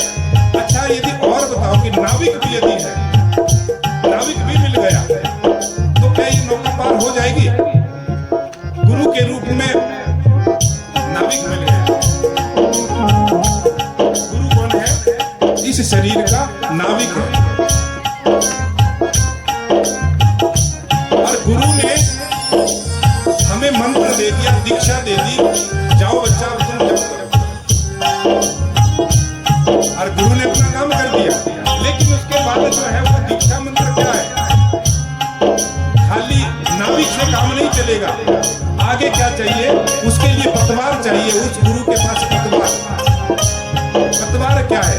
गुरु अकेला कुछ नहीं करेगा, लेकिन जो उसने पतवार के रूप में आपको नाम दीक्षा मंत्र दिया है, उसका भजन तुम जितना करोगे, जितना तुम भजन करोगे, तो तुम इस भव सागर से पार हो जाओगे। सत्कर्म, तुम्हारे अच्छे कर्म जो तुमने किए हैं, उससे तुम पार हो जाओगे। यही रामचरितमानस हमें सिखाती है कि अच्छे गुरु यदि मिल भी गए, तो उन्होंने जो दीक्षा दी है उसका तुम भजन करो, दूसरों के ऊपर परोपकार करो, दूसरों का भला करो। यह हमें सतगुरु बताते हैं। जीने संसार सागर से उतर कर पार जाना है। जीने संसार सागर से उतर कर पार जाना है। उतर कर पार जाना है। उतर कर पार जाना है।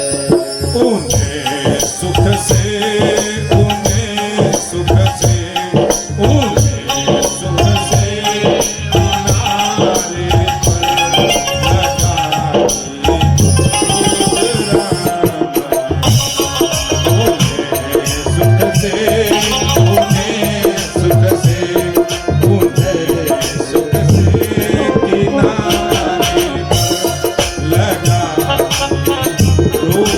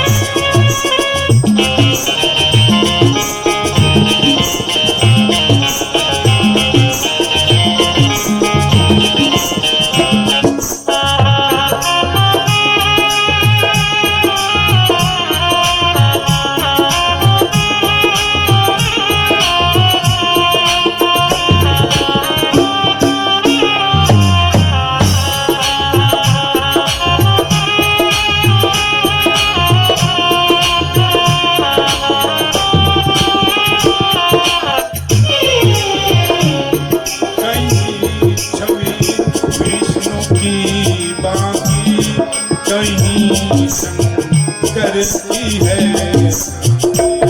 कहीं छवि विष्णु की झांकी, कहीं शंकर की है साकी। कहीं छवि विष्णु की बाकी, कहीं छवि शंकर की साकी। कहीं छवि विष्णु की झांकी, कहीं शंकर की है साकी। कहीं शंकर की है आनंद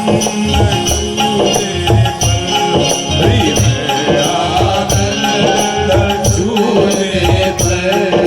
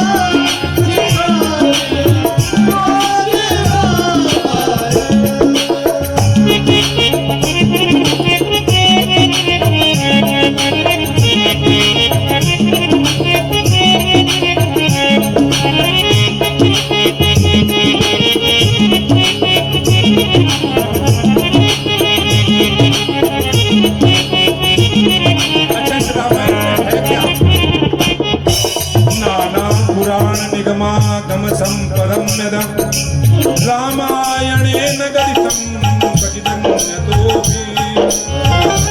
नाना पुराण 18 पुराण 18 उपपुराण 6 वेद सब ग्रंथन को रस सभी ग्रंथों का रस इस रामायण के अंदर है। नवदा भक्ति के अंदर है। सभी संसारिक प्राणियों को शिक्षा देने के लिए इसी ग्रंथ के अंदर सभी ग्रंथों का सार करके गोस्वामी तुलसीदास जी ने इसमें लिख दिया है।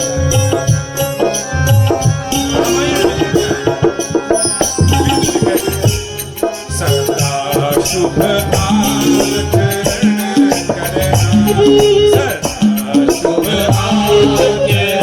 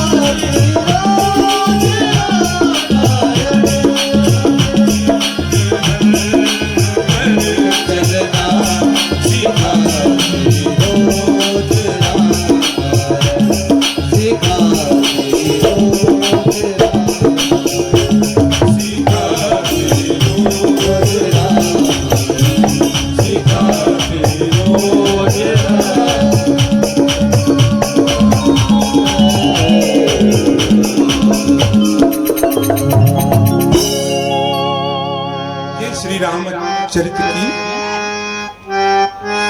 महिमा क्या सिखाती है हमें? निज धर्म पर चलना सिखाती रोज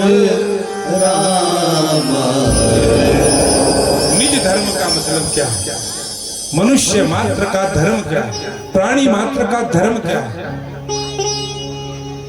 पति का धर्म क्या है, पत्नी का धर्म क्या है, पिता का धर्म क्या है, यह इस रामायण के अंदर ही आपको मिलेगा।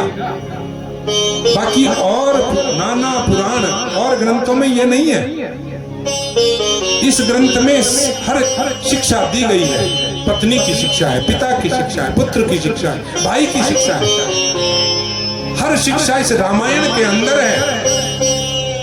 केवल क्या नहीं है नहीं तो क्या नाचने का शिक्षा नहीं है इसमें, क्योंकि रामायण मर्यादा में लिखी गई है।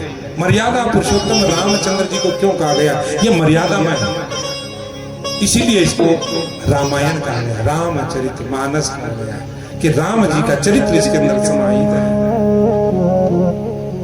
बताती रोज रोज कब बताती है रामायण, विशेष प्रश्न क्या है? अब हमने बता दिया कि आपको रोज बताती है, लेकिन कब बताएगी, कैसे बताएगी? ऐसे थोड़ी बताएगी कि हमने रामायण की पुस्तक लाई और ला करके लाल कपड़े के अंदर रख करके लपेट करके अलमारी के अंदर छोड़ दिया। आप लोग इसका स्वाध्याय करें, इसको पढ़ें, इसके ऊपर मनन करें, चिंतन करें, विचार करें, तो आपका जीवन परिवर्तित हो जाएगा, बदल जाएगा।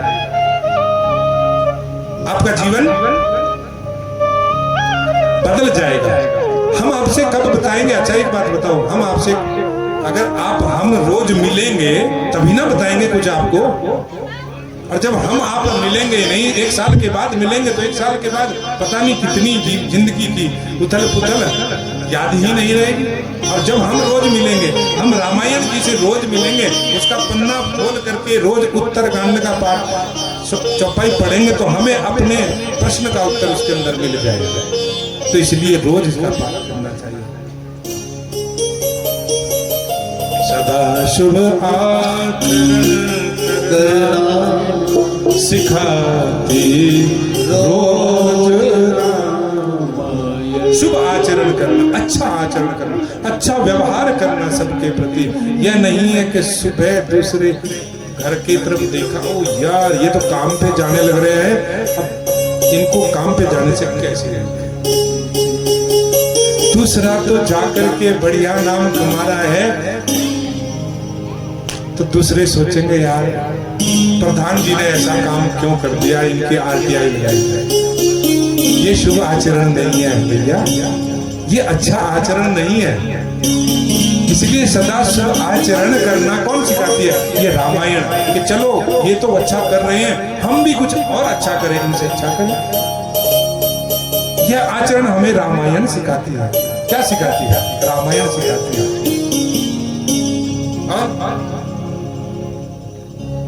और जीवन क्या है?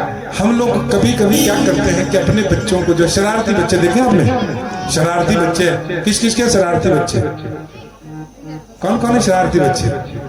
अब यहाँ पर ला करके लाते हैं ना कि रामायण, मैं राम कथा सुनने तो ले जाती हूँ, वहां जाकर के तुमने शरारत की ना तो तुम्हें डंडे से तुम्हारे टांगे तोड़ देना, है ना, ऐसे डरा करके। ये व्यवहार नहीं है। व्यवहार क्या है कि आप प्रेम से समझाएं, और प्रेम से जब आपके मध्य में उस बच्चे के दिमाग में बैठेगी बात तो वो बड़े प्रेम से उस चीज को स्वीकार करेगा। वही जीवन है, वही अच्छा जीवन है। डर के मारे नहीं, डर से नहीं, प्रेम के साथ उस चीज को हमें समझाना पड़ेगा बच्चों को। श्रेष्ठ जीवन इसी को कहते हैं, बिंदु जी कहते हैं सदा शुभ आचरण करना। इस आचरण को सिखाइए, रामायण को बच्चों को बताइए कि राम जी किस प्रकार का आचरण करते थे। रोज उनका क्या आचरण था, माता पिता के प्रति, गुरुजनों के प्रति और प्रजा के प्रति वो क्या क्या करते थे, क्या क्या उन्होंने किया। यह हमारा एक जीवन का ध्येय होता है कि हमें अच्छी शिक्षा कहाँ से मिलेगी हमारे बच्चों को। यहीं से हमें अच्छी शिक्षा मिलेगी, इस रामायण से अच्छी शिक्षा मिलेगी। हमारे ग्रंथों में लिखा है कि राम कथा आचरण के लिए है, आचरण करने के लिए, लेकिन कृष्ण कथा आचरण करने के लिए नहीं है। हम लोग कृष्ण कथा को आचरण में लाते हैं, राम कथा को दूर भगा देते हैं। क्योंकि कृष्ण भगवान जो है 16 कला संपूर्ण थे। उन्होंने जो लीलाएं की साधारण प्राणी कौन कर सकता है? करके देखे कोई? नहीं कर सकता है। लेकिन साधारण मनुष्यों के लिए यह रामायण लिखी गई है। सदा शुभ आचरण करना सिखाती रोज रामायण। आगे बताते हैं आपको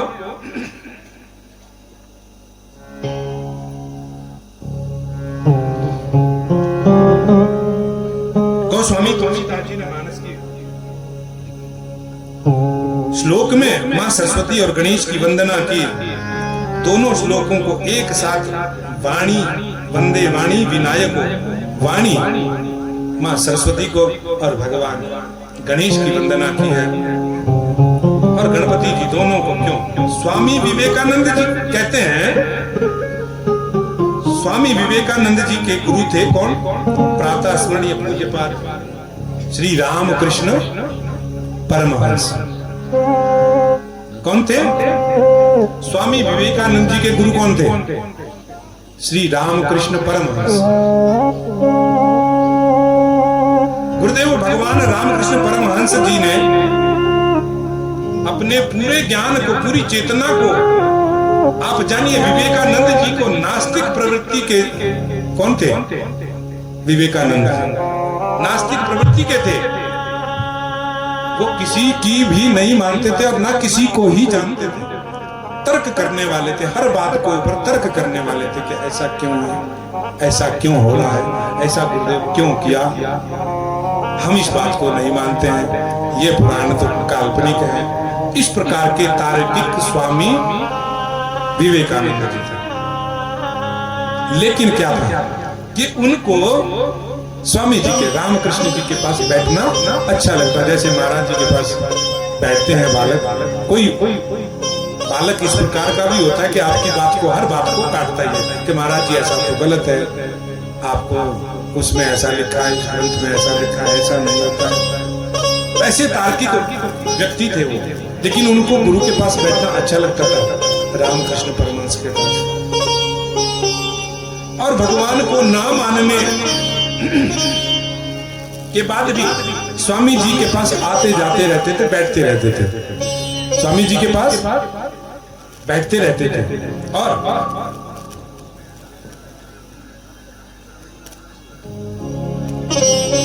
परंतु उनकी बात को स्वीकार ही नहीं करते थे, गुरु की बात को स्वीकार नहीं करते थे, मानते नहीं थे। इतनी क्यों? इतनी वेस्टर्न फिलॉसफी पढ़ करके, विदेश में पढ़ करके आए थे उस समय में। उनका बचपन का नाम क्या था? नरेंद्र। नरेंद्र था बचपन का नाम, स्वामी विवेकानंद था ना। याद करना है इसको, कल को मैं फिर पूछूंगा बच्चों से। हाँ भाई बच्चों, उनके बचपन का नाम था नरेंद्र। स्वामी जी के साथ बहुत दिन तक रहने लगे। एक दिन स्वामी जी के चरणों में वो पकड़ करके रोने लगे हैं, क्योंकि रोज हर रोज उनकी तर्क इसी बात पे होती थी। और पकड़ करके रोने लगे। एक दिन कहने लगे, गुरुदेव पहले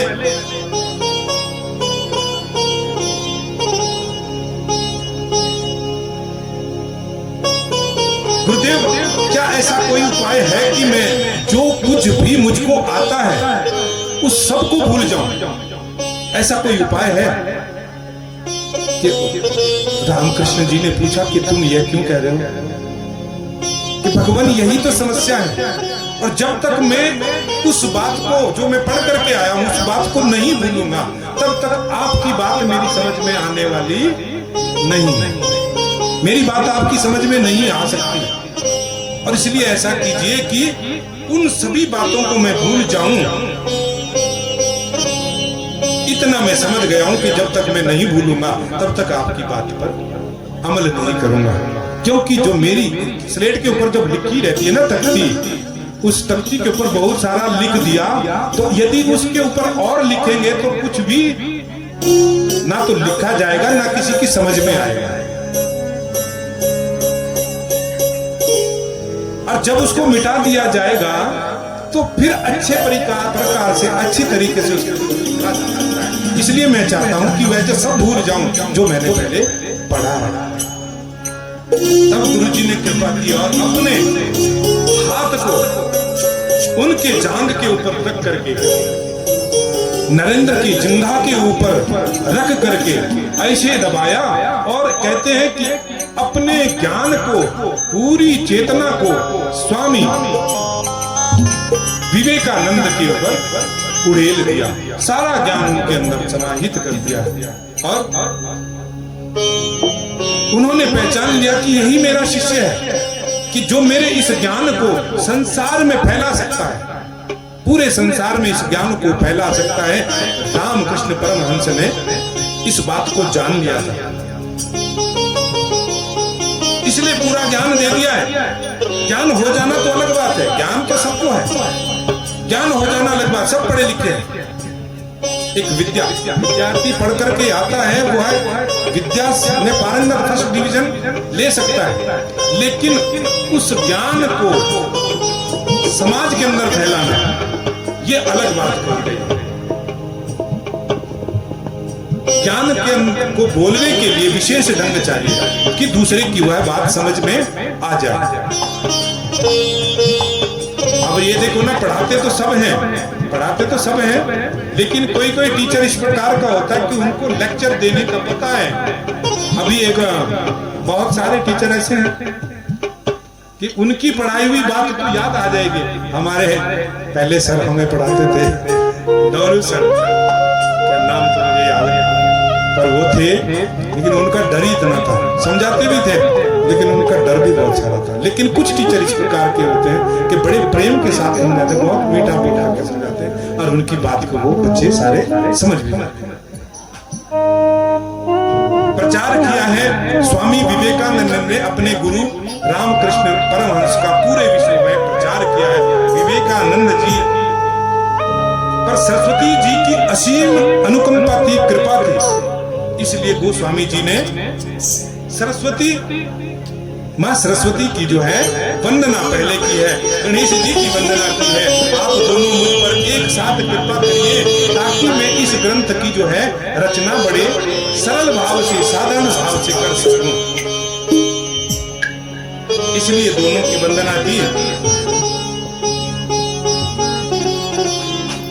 और दूसरे श्लोक में तुलसीदास जी कहते हैं कि भवानी शंकरो वंदे श्रद्धा विश्वास रूपिणो योगं विना न पश्यन्ते।